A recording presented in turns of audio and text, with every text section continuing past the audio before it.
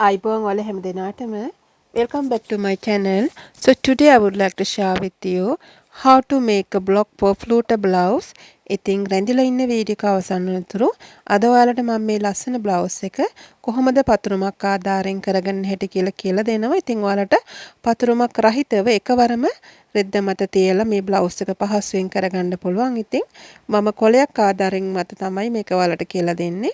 ඉතින් මම පාවිච්චි කරන මිමි ගැන කතා කරුවොත් මං උරහිස පල්ලට අඟල් 15කුත් පපුව වටට අඟල් 36කුත් ඒ වගේම මගේ බ්ලවුස් එකේ උස සඳහා අඟල් 19 මාරකුත් මම පාවිච්චි කරනවා.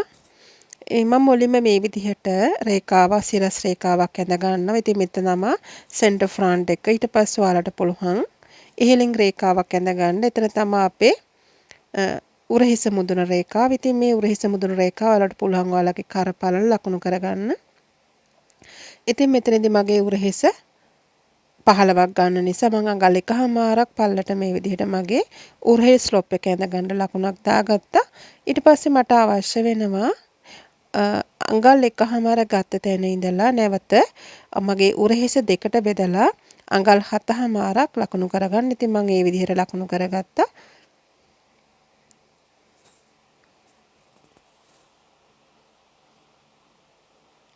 මම මෙතන ලකුණු කරගත්තේ මගේ කරවට 4ට බෙදලා මට ලැබුණු සංඛ්‍යාව මගේ කර පළල විදිහට මම ගන්නවා අඟල් 3ක්. එමි මූලික කර ගැන මම කතා කරන්නේ. ඒ වගේම මූලික කර ගැඹුර විදිහටත් මම අඟල් 3යි කාලක් ගන්නවා. ඉතින් මේ විදිහට මගේ බ්ලවුසේ උසත් මම ලකුණු කරගෙන තියෙනවා. ඊට පස්සේ මගේ ඉන උසට මම අඟල් 14ක් ගන්න. මම ඉන චුට්ටක් උසට තමයි ගන්නෙ. ඉතින් මේ විදිහට මම මුලින්ම කරන්නේ මගේ කරපළල ලකුණු කරගන්න. මගේ කරපළල වෙන්නේ මූලික කරපළල අඟල් 3යි. මූලික කර ගැඹුරට මම ගන්නවා 3යි කාලක්. ඊට පස්සේ මම මේ විදිහට මගේ උරහිස දෙකට බෙදලා උරහිස ස්ලොප් එක ඇඳ ගන්නවා. ඉතින් මම උරහිස ස්ලොප් එක විදිහට ගත්තේ අඟල් 1මාරක්. දැන් මම 7මාරක් පහළට දාගත්ත මේ රේඛාව දක්වා නැවත සිරස් රේඛාවක් ඇඳගෙන මේ විදිහට ඒ රේඛාව හරි මැදින් මේ විදිහට ලකුණක් දාගෙන මම අඟල් භාගයක් ඇතුළට ලකුණු කරලා මගේ ඉදිරිපස හරස් මෙනුම ලකුණු කරගත්තා. එතකොට මෙතනදී මම පොදුවේ තමයි ගන්නෙ. ඊට පස්සේ මගේ පපුව 36ක් වෙනවා. ඒකට මම අඟල් 2ක් එකතු කරලා 38ක් විදිහට අරගෙන ඒක 4ෙන් බෙදලා අඟල් 9 මාරමේ මේ මූලික අත්කට දක්වා උස රේඛාවේ ලකුණු කරගත්තා.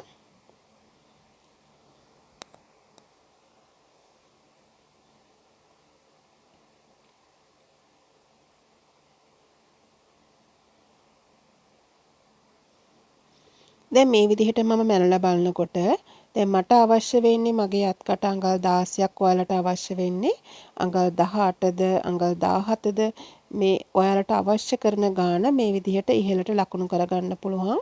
මූලික අත්කට දක්වා අපි ගත්ත ඒ රේඛාවින්දලා ඔයාලට අවශ්‍ය ප්‍රමාණයට කට දෙකට බෙදලා ලකුණු කරගන්න පුළුවන්. ඉතින් මෙතනදී මම මූලික අත්කට දක්වා උස ගත්තේ පොදුවේ. එතකොට ඔයාලට මේක ශරීරයෙන් මැනලා ගන්නත් පුළුවන්. මගේ ක්ලාසස් වලට සම්බන්ධ වෙන අය ගැන දන්නවා. ඉතින් මම මෙතන පොදුවේ තමයි ගත්තේ. උරහිස පල්ල දෙකට බෙදලා ඔයාලට මූලික අත්කට දක්වා උස ගන්න පුළුවන්. එතකොට මූලික අත්කට දක්වා උස ශරීරයෙන් ගන්න බැරි අවස්ථාවකදී මේ විදිහට ඔයාලට ගන්න පුළුවන්. ඊට පස්සේ මම මේ ඉන රේඛාවටත් මගේ පපුව වට එකතු කිරීම අඟල් 2 බුරුල බෙදීම 4 කියන සංඛ්‍යාව තමයි ලකුණු කරගත්තේ. ඊට පස්සේ මගේ මේ නැරෝ ඉන්නත් ඒ වගේම මූලික අත්කට දක්වා උස රේඛාවත් අතර මම අඟල් භාගයක් ඇතුළට හැඩ කරගත්තා. ඉතින් මේ විදිහට අත්කට වලට කැමති ගානට හදා ගන්න පුළුවන්. ඊට පස්සේ මගේ මේ ෂෝල්ඩර් පොයින්ට් එකේ ඉඳලා මම නැවත අඟල් 1ක් ඇතුළට මාක් කර ගන්නවා. මොකද මේක කර පල්ලට නිර්මාණය වෙන ඇඳුමක් පොට්ටු කරක් දාලා තියෙන්නේ. ඊට පස්සේ මගේ අඳින උරහිසට මම අඟල් 1මාරක් ගන්නවා. ඊට පස්සේ ඔයාලට පුළුවන් මේ විදිහට මූලික කර ගැඹුර දක්වා ඔයාලගේ බෝට්ටු කර හැඩ කරගන්න.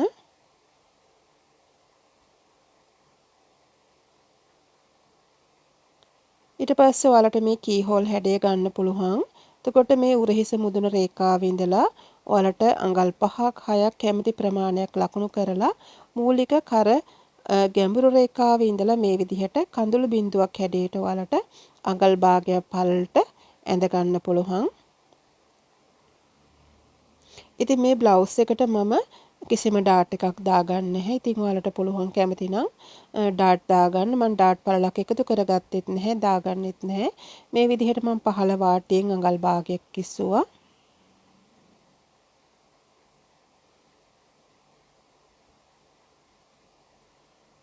ඉතින් තාම පහසුවෙන් මහගන්න පුළුවන් මේ බ්ලවුස් එක ඔයාලට. මෙතන මම කලින් කියා වගේ ඔයාලගේ අත්කට හදාගන්න පුළුවන්. ඔයාලට අවශ්‍ය ප්‍රමාණයට.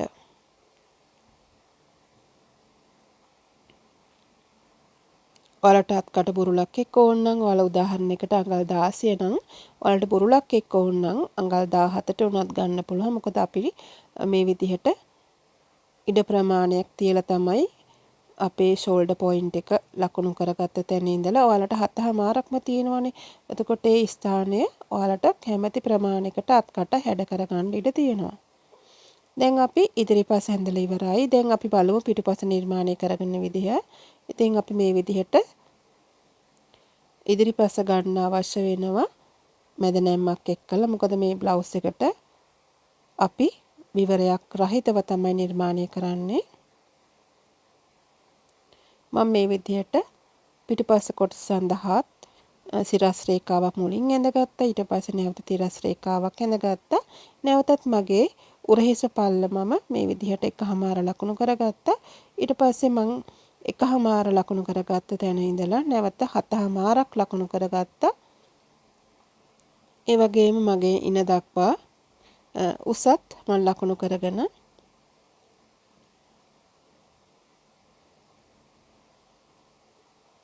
මේ විදිහට හදා ගන්නවා. එතකොට ඔයාලට පුළුවන් මේක ඩාට් රහිතව කරන නිසා ඩාට් එකට අවශ්‍ය කරන මේ රේඛාව අවශ්‍ය නැහැ. උනට මම මෙතනදී ඇඳ ගන්නවා. එතකොට උරහිස මුදුනේ සිට පපු මුදුන දක්වා මම උස ගත්තේ අඟල් 11යි. මෙයාගේ පපුව 38ක් තියෙන කෙනෙක් නිසා තමයි මම 11ක් ගත්තේ. ඉතින් සමහර අයට 10 මාරක් වුණත් ප්‍රමාණවත් වෙනවා.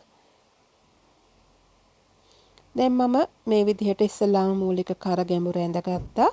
ඊට පස්සේ මම මූලික අත මේ විදිහට ඇඳ ගන්න යනවා. එතකොට මෙතනදී මේ තියෙන ප්‍රමාණය ඔයාලට හරි මැදින් බෙදලා මේ ගානට මුණත් අත ගන්න පුළුවන්. එහෙමත් නැත්නම් අඟල් කාලක් පමණ ඇතුළට දාලා අත හදා ගන්න පුළුවන්.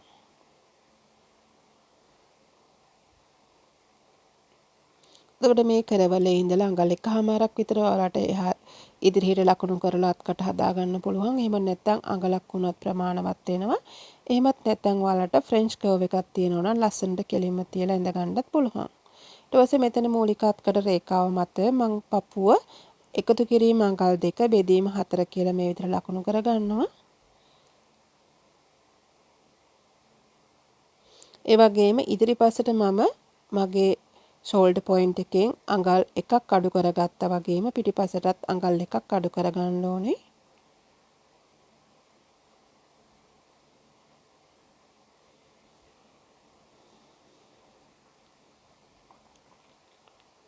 ඉතින් මේ විදිහට ඔයාලගේ අත්කට ඔයාලට මැනලා බලා ගන්න පුළුවන්, හදා ගන්න පුළුවන් අඩුපාඩු.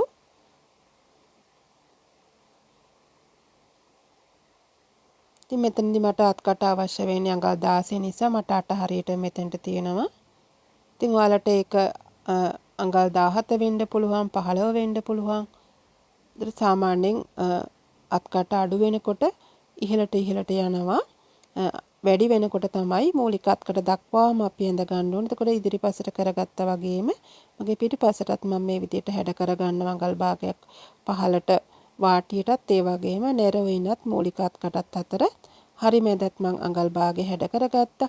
දැන් මම අදින උරහිස අඟල් 1මාරක් ලකුණු කරලා මම පිටුපස කර ගැඹුර තව අඟල් භාගයකින් වැඩි කරගන්නවා. එතකොට මගේ සම්පූර්ණ පිටුපස කර ගැඹුර වෙනවා අඟල් 1මාරක්. මෙතනදී මම උරහිසින් උස්සන්න ගියේ නේ. ඉතින් සමහර බ්ලවුසස් වලට අපිට ඒ වගේ උස්සන්න අවශ්‍ය වෙනවා. ඉතින් මම කුර්තා බ්ලවුස් වලට අනිවාර්යයෙන්ම උස්සන ඒ වගේ සමහර බ්ලවුස් වලට මම ඒ වගේ මූලික කර පල්ල ලකුණු කරලා අඟලක් ඉහළට උස්සනවා. ඒ වගේම ෂෝල්ඩර් පොයින්ට් එකෙනුත් මම අඟල් භාගයක් උස්සන අවස්ථාවල් තියෙනවා. ඒක හැම ඩිසයින් එකටම අවශ්‍ය වෙන්නේ නැහැ. මම ඉදිරියේදී ඔයාලට ඒ පිළිබඳව කියලා දෙන්නම්.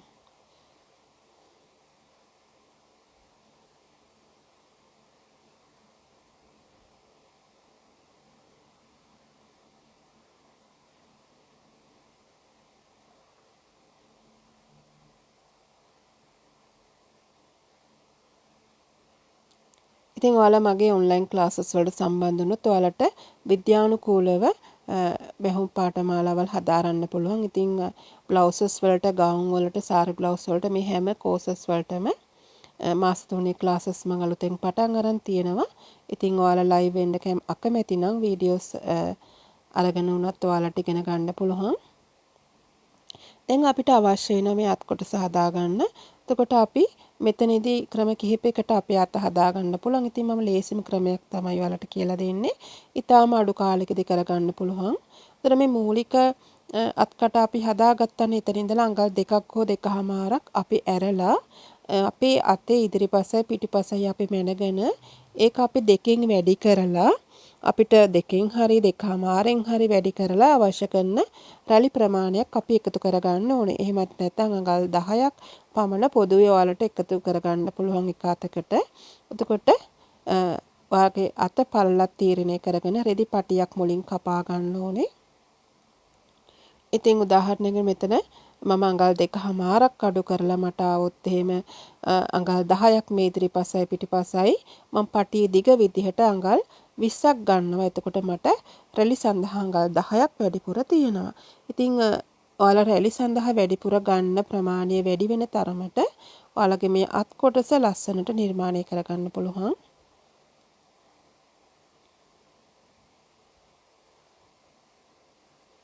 ඉතින් මෙතනදී මම ගත්තා අඟල් 20ක්.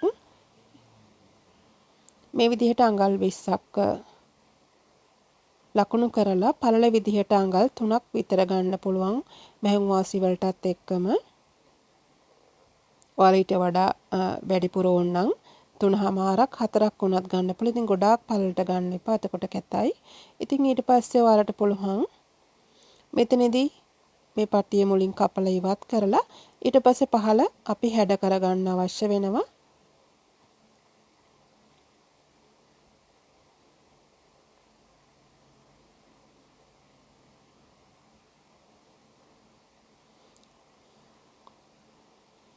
ඉතින් මේ විදිහට මම මුලින් දෙකට නමා ගත්තා. මම සෙන්ටිමීටර වලින් තමයි මගේ බ්ලොක් එක මේ පොඩි පරිමාණයෙන් ඇඳලා තියෙන්නේ. ඉතින් ඔයාලට එක ඉන්චස් වලට හරව ගන්න පුළුවන්. දැන් බලන්න කොහොමද අපි මෙතනින් කරගන්නේ කියලා. මම මුලින්ම අඟල් භාගයක් අපිට මෙතන මැහුම් වාසි වල තියා ගන්න ඕන. ඊට පස්සේ වාටිය මහඬ අඟල් භාගයක් ඕන.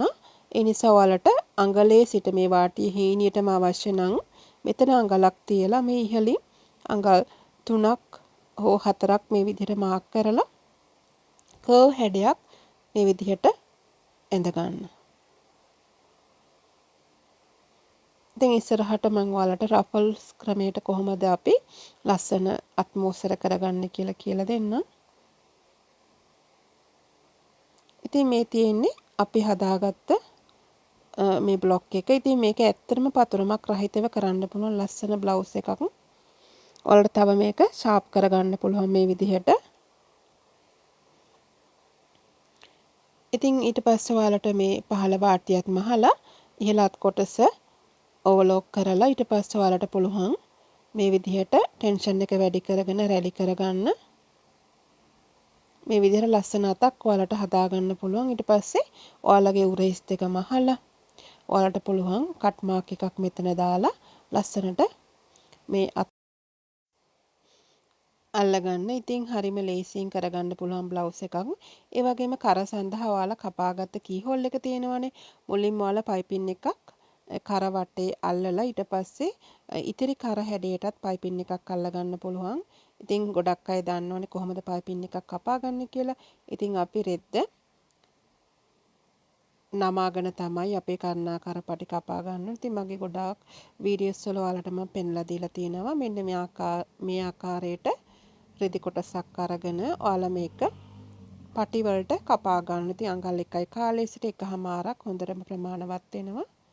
ඉතින් ඔයාලා මේක හොඳින් දෙකට නමාගෙන ඊට පස්සේ ඔයාලා මේ හදාගත්ත කී හෝල් එකට මුලින්ම පයිපින් කරගන්න ඕනේ. ඊට පස්සේ කරවටේ පයිපින් කරගෙන මේ බ්ලවුස් එක වාටි මහලා නිමා කරගන්න පුළුවන්. ඉතින් ඔයාලට හොඳින් මේක අයන් කරගත්තොත් ඉස්සෙල්ලාම දැන් අපි හිතමුකෝ අඟල් 1.5ක් හෝ 1.5ක් අරගත්ත පයිපින් එක මේ විදිහට ඉස්සෙල්ලා නමාගෙන හොඳින් අයන් කරගන්න. ඊට පස්සේ නැවතත් මේක දෙකට නමලා ඔයාලා උරහිස් දෙක මහගත්තට පස්සේ මේ විදිහට අල්ලගෙන එන්නත් පුළුවන්. ඉතින් ආකාර ගොඩක් තියෙනවා. මේ කී හෝල් එක ඉස්සෙල්ලාම මුලින් කී හෝල් එකට පයිපින් එක හදාගෙන ඊට පස්සේ කරවටේ අල්ලගන්න අමතක කරන්න එපා. ඉතින් මං හිතනවා ඔයාලා ලොකු දැනුමක් මේ වීඩියෝ එකකින් ලබා ගන්න ඇති කියලා. ඉතින් ඔයාලා මගේ වීඩියෝ එකට කැමති නම් ලයික් දාන්න අමතක කරන්න එපා. හමුවෙමු නැවතත් ඔයාලට ගොඩාක් ප්‍රයෝජනවත් වීඩියෝ එකකින්. Thank you so much. Take care. Bye bye.